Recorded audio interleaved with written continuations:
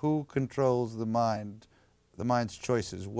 Based on what information or what principles does the mind operate in assessing sensual information, any background information it has, any information it has to make choices?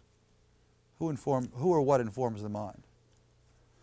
The mind is basically a force which has a empty slate when it begins, and is very similar to the Freud's id, and but it isn't Freud's. I shouldn't use that. I take that back. There is the brain. The brain is constantly changing. When that brain begins to make decisions, we call it the mind, simply. Okay? Now you're asking, so if you're going to ask about what is the guiding force of the mind? Yeah. The guiding force of the mind must be found in the brain, okay? In the constant changing of the molecular and atomic structure of the brain, and the interaction of all of the parts of the brain as they interact with each other. Is the mind in control of the inner conversation that one non-person has with himself or herself? The mind can take control of the inner conversation. The mind can take control of the inner conversation, and I don't think that's necessarily a good thing. I think the proper way is that the inner conversation is passed through the mind, and the mind makes the final decision.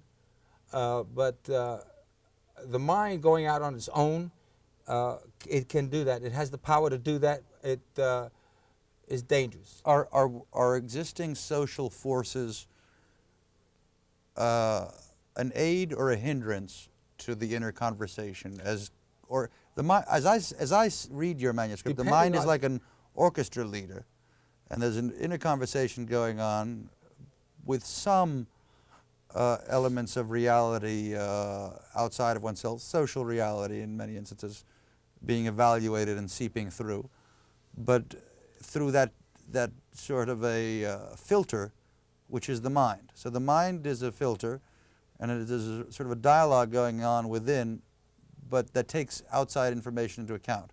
How much social impact should be allowed in? How much social influence should be evaluated? And how much should that be a lonely and isolated whatever pursuit? Exterior force can make it through the filter of the mind, it should be allowed in. Okay, tell me. But it has to go through. Okay. It can't be allowed in without going through the filter. Okay. Then that's what they do to the children. Okay. Little baby is born and they just bang him over the head where he's not able to filter the impositions that society puts on him. That's no good. Well, from what I understood from your book, your filter, because you spoke about being reborn, calling yourself Copernicus, reborn quote unquote, calling yourself Copernicus, and everything that you knew being passed through a new filter. How did your filter, those set of principles or ideas that one calls a filter, develop over time, and what does it consist of today? Tell us about your filter. Well, it comes from, watch this. Suppose I take a match now, George, and I put it to your hand. Are you going to trust every time I go over there and I stick put a match, you going to leave your hand there? Probably not. No. If I go like this now, you going to move your hand? I Yes. think so, yeah. Well, you get burned once. So it's all a matter of trial and error, is what you're saying. Well, you have the intelligence to find out that these people are saying that Jesus died and then he rose from the dead.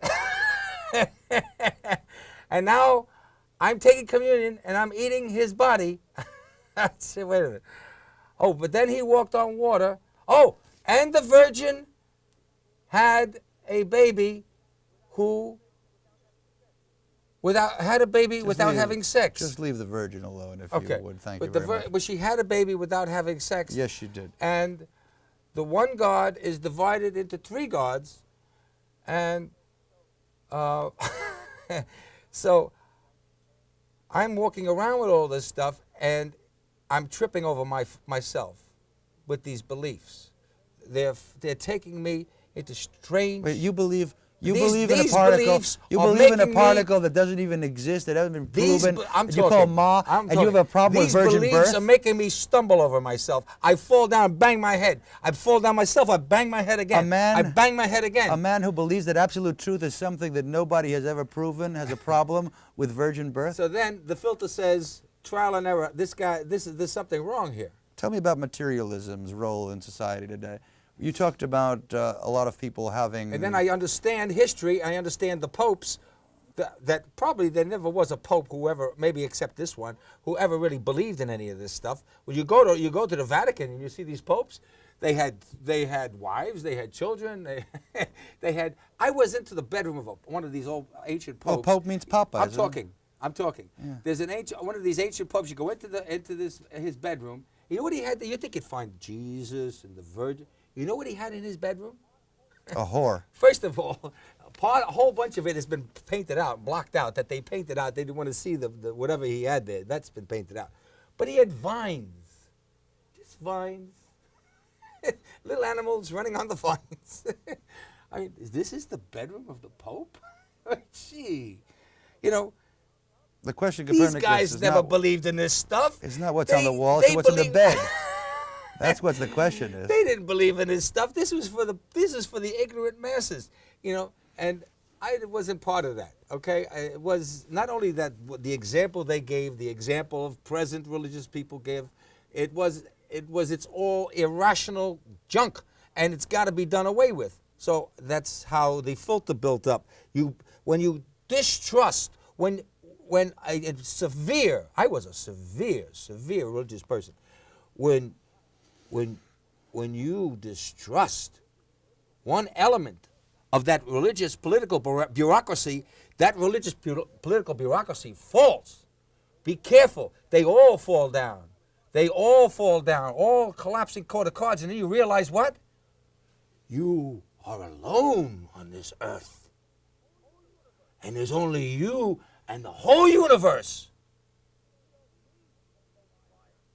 And you don't need those liars and cheats and materialistic people to be your intermediary to God. You just have you and your cathedral, which is the universe. But that's about 500 years old. Protestantism said that. Everybody is their own priest, more or less. Oh, they in said Protestantism, that? Well, sure. they must have copied what I said. They did, I'm sure. But what about materialism? I mean, there's a sort of a global cultural materialism now. There's when we talk about globalization, most critics, analysts, whatever, talk about a global culture being made in music, publishing, whatever, that's controlled probably pretty much By 10 guys, yeah, right, go ahead. 10 guys, mostly in the United States, Yeah. I would imagine. No, they're European, they're Latin American, yeah.